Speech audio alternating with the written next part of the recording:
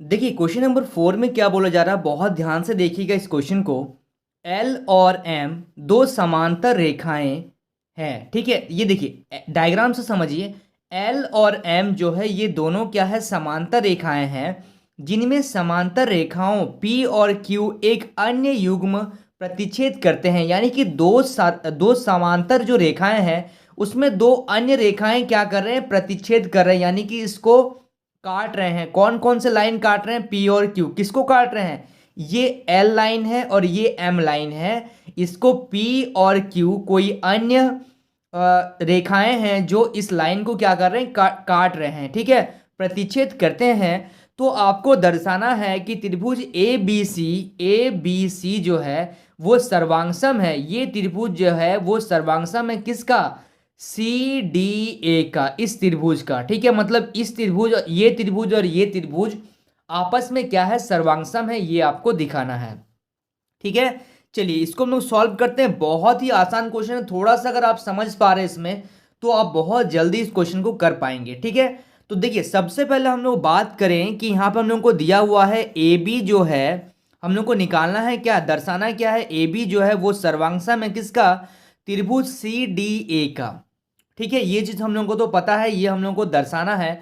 अब अगर हम लोग बात करें इसमें, सबसे पहले अगर हम लोग देखें त्रिभुज ए बी सी और त्रिभुज सी डी ए में, इन दोनों में अगर हम लोग देखें तो हम लोग को यहाँ पे क्या मिल रहा है, देखिए सबसे पहले अगर हम लोग बात करें ए बी सी, ठीक है, ए बी सी, ये त्रिभुज में और ये त्रिभुज में ये कोण और ये कोण आपस में क्या है, एकांतर कोण बना रहे हैं, ठीक है।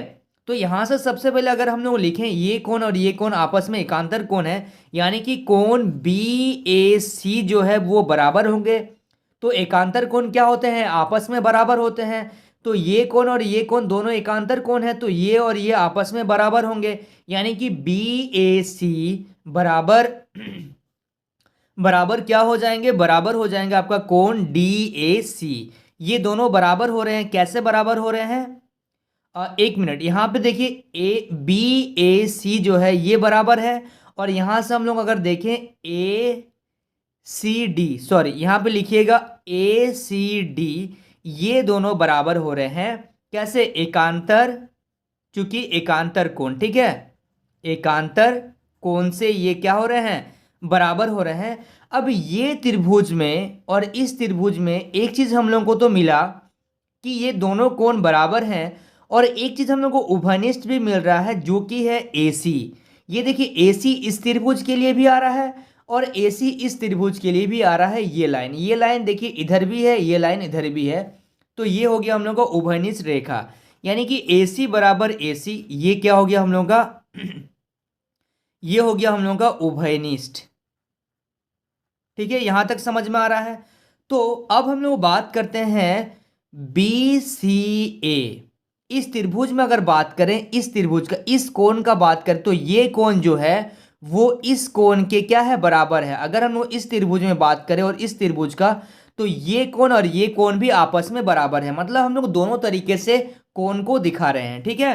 तो यानी कि यहां पे लिख सकते हैं बी सी ए, ये जो कोण है, मतलब सी वाला जो कोण है वो अंदर इस ए वाला के कोण के बराबर है, यानी कि डी ए सी, कोण डी ए सी के बराबर है।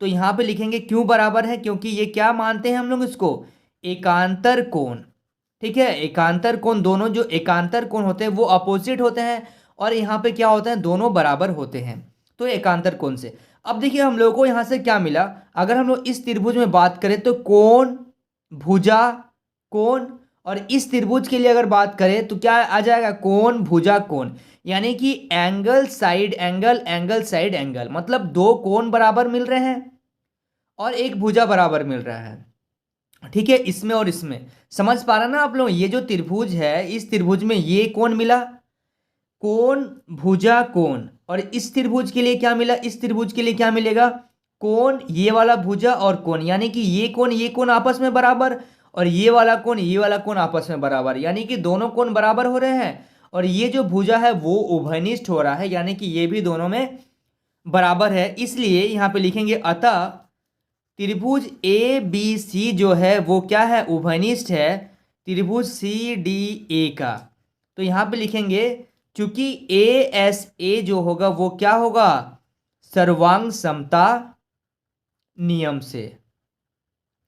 ए एस ए यानी कि एंगल साइड एंगल से, ये हम लोगों का क्या हो गया, प्रूव हो गया।